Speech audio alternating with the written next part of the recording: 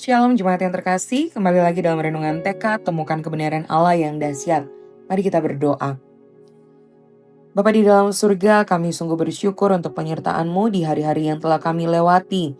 Dan di hari ini kembali lagi kami datang di hadapan-Mu, dan biarlah Engkau berkenan berbicara kepada setiap kami anak-anak-Mu. Berbicaralah dengan lembut ya Tuhan, dan biarlah kiranya kami boleh didapati sebagai anak-anak Tuhan yang mau membuka hati seperti tanah yang baik juga yang siap untuk ditaburi benih firman Tuhan. Terima kasih Tuhan, di dalam nama Tuhan Yesus kami berdoa, amin. Bacaan Alkitab hari ini dari Wahyu 19 ayat 11. Lalu aku melihat sorga terbuka. Sesungguhnya ada seekor kuda putih dan ia yang menungganginya bernama Yang Setia dan Yang Benar. Ia menghakimi dan berperang dengan adil. Saudara-saudara, seorang hakim di sebuah kota kecil dikenal sangat jujur dan berintegritas. Ia tidak memihak orang kaya, tidak takut tekanan, dan tidak dapat disuap oleh siapapun. Setiap kali ia memimpin sidang, masyarakat merasa aman karena yakin bahwa kebenaran akan ditegakkan dan keadilan tidak akan dipermainkan. Namun, suatu hari hakim itu pensiun. Perlahan, ketidakadilan mulai merajalela. Hukum dapat dibeli dan kebenaran dikorbankan demi kepentingan tertentu. Realitas dunia saat ini pun tidak jauh berbeda.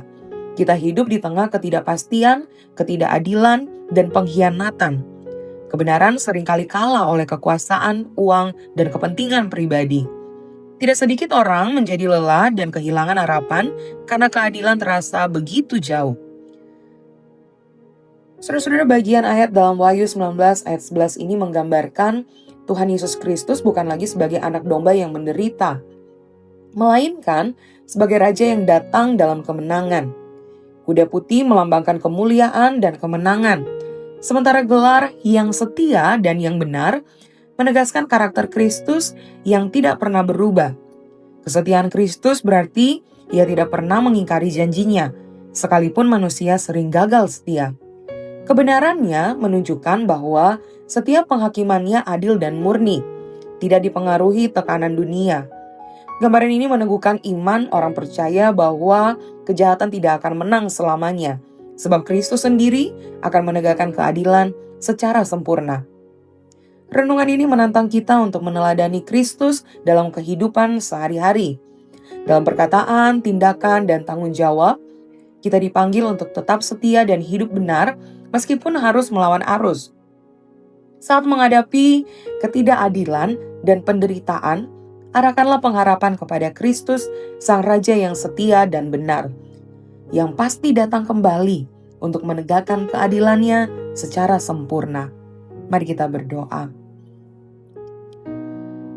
Tuhan, ke dalam tangan-Mu, pribadi yang setia dan yang benar, kami serahkan diri kami. Biarlah Engkau sendiri ya Tuhan yang akan terus menuntun kami, untuk kami boleh sungguh-sungguh hidup berkenan di hadapan Tuhan. Hidup semakin hari semakin serupa dengan Engkau. Di tengah-tengah tantangan yang harus kami hadapi, kami memohon, mampukanlah kami, kuatkan, teguhkan kami. Biar kiranya Engkau boleh mendapati kami sebagai anak-anak Tuhan yang sungguh-sungguh hidup di dalam kebenaran-Mu. Ini doa kami, di dalam nama Tuhan Yesus kami berdoa dan memohon. Amin. Selamat melakukan kebenaran firman Tuhan yang dahsyat. Dan bagi saudara-saudara yang rindu untuk kami doakan, silakan bisa menuliskan pokok-pokok doa di link yang telah kami sediakan.